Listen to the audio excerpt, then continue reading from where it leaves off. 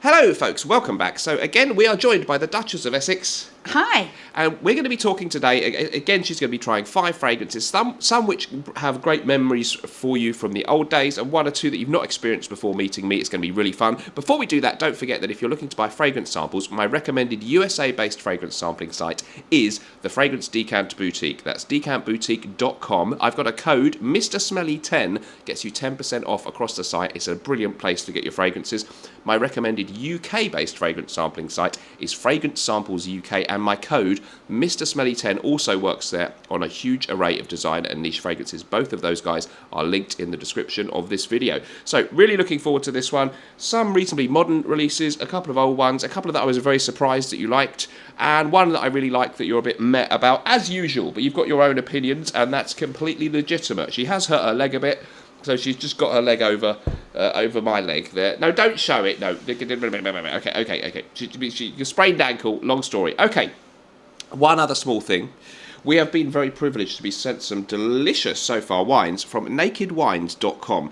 And thank you so much to them. And they've very generously given you guys a discount code. So the code SMELLY30 gets you 30% off at this UK-based wine seller. And they do things a little bit differently. They cut out the middleman, and we've had a couple of really nice white ones. And this is the second of those. So this is Stefano Di Blasi Zibibo Catarato, and it is Test Sicilian, and that means it's from Sicily, I think, and it's from 2022. It's really crisp and lovely. What do you think of this one, Duchess of Essex? My first taste, I thought, oh wow, I love that. It tastes really pear, the notes of pear and apple. Really love this one. It's really crisp, dry, fresh, fruity, and one of the things I really noted was it's not acidic, and I love that because I do not like acidic. Okay. So yeah, this is a winner for me. Really enjoying it too, and they have a great setup there, and the wines are delivered straight to your door, which is always a good feeling. So go and check those guys out. Thank you to them. Let's get on with the fragrance stuff then. So we've got a few different ones on strips that we're going to be trying out next. The first fragrance, and you found this one on my shelves and tried it of your own accord, and I was exceedingly surprised to find your reaction to it. This is LAPIDUS Pour Homme, a 1987 release, a legend in the community as something of a beast mode powerhouse from the 80s, still made today, and this is a reasonably modern formula. It's on the end of the strip there. Let's see what the Duchess thinks of this one. I found that on the shelf when I was just kind of snooping, and I thought, oh wow, I love that. I actually thought it was YSL. I really did at first. I don't know why. I did. I'd never heard of the brand. Oh, so you thought maybe YSL make a fragrance called Lapidus? Yeah, I'm not mocking you. Yeah, we've got a fan on here, so sorry if the hair's getting... My hair doesn't have that problem. But anyway, carry on. Yeah, and I absolutely love that. I wrote, that's a 7, because that is lovely. Only a 7? Yeah, maybe 7.5 then. Okay. Because it doesn't really compare to... some of your absolute favourites. Yeah. Okay, so a real... I like it. I think it's really nice. It's powerful. It's a powerful, manly fragrance, and everything but the kitchen sink, note-listing lavender, tonka bean. I think there's even a pineapple accord in there long before Aventus. Some sweetness, definitely some animalic musks. Really interesting. Love the monolithic bottle design on this one. Really great fragrance. So a great cheapie as well. Very, very... 8. Oh, she's bumped it up to an 8. I love it. I like it, yeah. I thought from what you said, it sounded more like an 8 than a 7. Okay, moving on.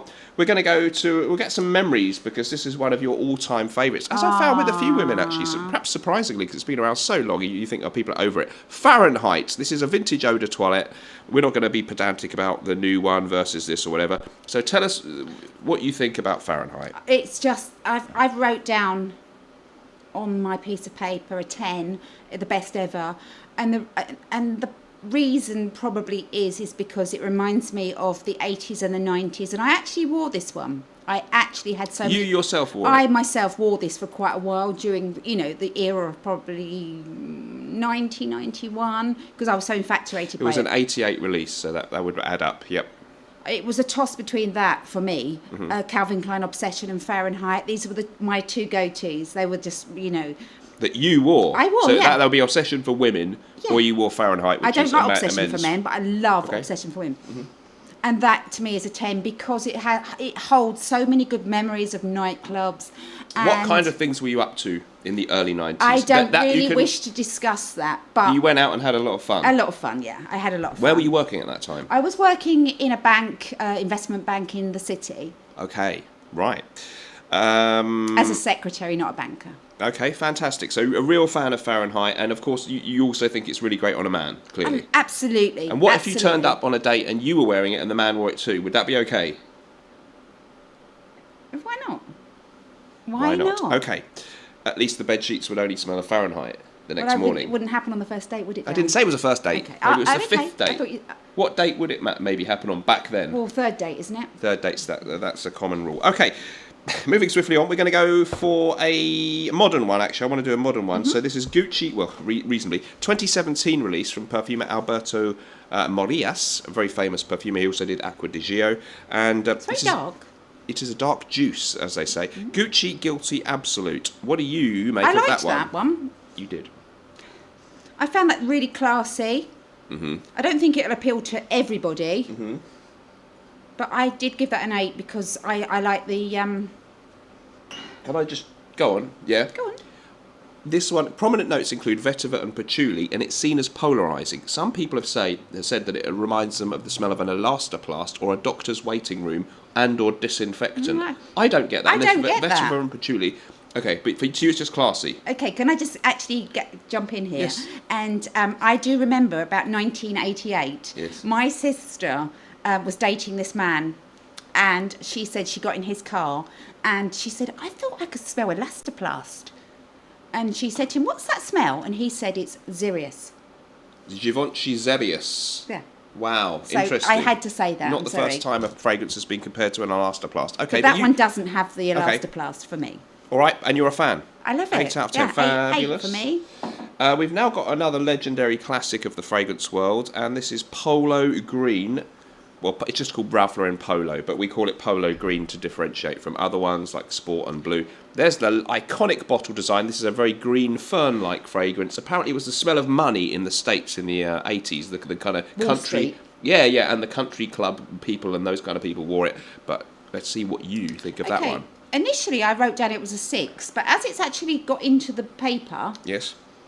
I'm actually going to give that more of a 7 because it smells very fern-like, very green. Exceedingly. And I actually really enjoy that. I don't love it, I enjoy it. Okay. And I think it's a very clean, fresh smell. And I think that's, I don't think you can go wrong with that one. It's quite rugged. Rugged. I Yes. like that word rugged. I think That's my really sister good. sort of said it smelt a bit, I think someone else said that it reminded them of a sort of creepy uncle or something. So No, it doesn't have have that. I didn't have a creepy uncle, by the way. But Good. All right. Thank you. So that one's got a 7, and we're on to the last one. And this is we don't actually have the actual bottle. I've got the flanker.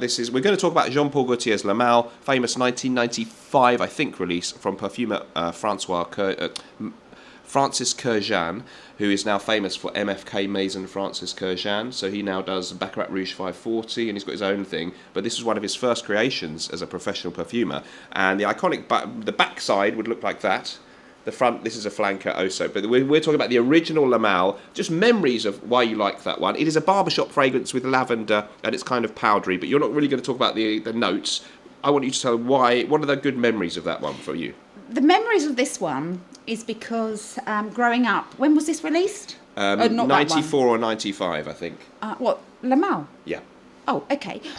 It reminds me of, being a woman and being in the nightclubs, and it was quite a potent smell. Some of the, it's very recognisable. Very recognisable, yeah. And also in the office in the city, a lot of the men wore it then, and I really enjoyed that. And I love the ladies' one. Classique. Classique. Yeah. I love that. I actually got a bottle of that at home still. Mm-hmm. And yeah, it's just an all-round good one. And what did I give that? Because I haven't actually wrote it down. Or there's only one, Mark. Well, no, you. I don't know. I'm going to give Tell that us. one, and because I can't actually smell it again. I can only do it from memory. Mm-hmm. And I think I'm going to give that an 8.5 because I remember it really with a lot of good memories. And yeah, it's a good one. It's a good one. So your favourite though of these ones we've talked about today is It's Fahrenheit. Fahrenheit. They've changed the formula a few times. This is older, but it's held up really well. Apparently, it's getting closer to how it used to smell now. And so just go for it with the modern one. Don't worry about getting a vintage one, guys. Okay, really great to have you with us again, Duchess of Essex. Thank you so much. We're having some pork now, aren't we? We like a bit of pork, don't we? No, we don't. We're having belly pork chops. We do like pork then. We do like. Yeah. We had pork last week, didn't we? We did. For dinner. Yes. Last Sunday, and if you want to know what we did last night, what did we do last night, Dan? We stayed in the end, and we watched some films. We watched a film, and then we watched Rigsby. We watched The Rising Damp. Yes. 70s amazing sitcom, and we had some lovely wine. Thank you to our beautiful friends at Naked Wine. So we're going to leave it there. Thank you so much, guys. We'll see you in the next episode. Don't worry, I won't have her on all the time. She's going to get far too cocky.